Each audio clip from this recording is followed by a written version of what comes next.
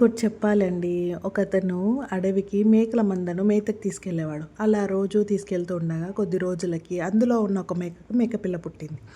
ఆ మేకపిల్ల 2 రోజులు పోగానే ఇంక మేత కోసం మంద నుంచి వేరుగా వెళ్ళడం సాగింది. అడవిలో అలా వేరుగా వెళ్తూ ఉంటే మందలో లేకుండా ఆళ్ళమ్మ చూసింది. "నువ్వు అలా మందలో లేకుండా నువ్వు వేరుగా వెళ్తే అక్కడ క్రూర మృగాలుంటాయి నిన్ను తినేస్తాయని" చెప్తది. అప్పుడు ఆ మేకపిల్ల ఏమనుకుంటది, లేదు బయట చాలా అందంగుంది వీళ్ళు అబద్ధం చెప్తున్నారు అని అనుకుంటది.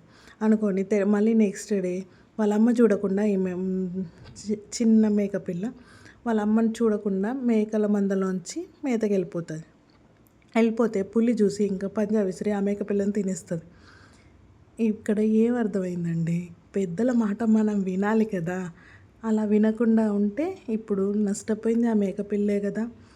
ఈ స్టోరీ చాలామందికి తెలిసే ఉంటది. కానీ ఒకసారి గుర్తు చేసుకోవాలనిపించింది నాకెందుకో. మనం కూడా అంతే అండి. కొన్ని విషయాలు మనం పెద్దల మాట వింటే బాగుండు అని ఏదో ఒక్కసారి కాకుండా ఒకసారి అనిపిస్తది. నాకైతే ఒకసారి అనిపిచ్చింది. అలా మీలో ఎంతమందికి అలా బాధపడ్డ రోజులున్నాయా? ఉంటే ప్లీజ్ లైక్ చేయండి, సపోర్ట్ చేయండి, నాకు కామెంట్ చేయండి, సబ్స్క్రైబ్ చేసుకోండి. ఓకే అండి. Thank you. Bye bye.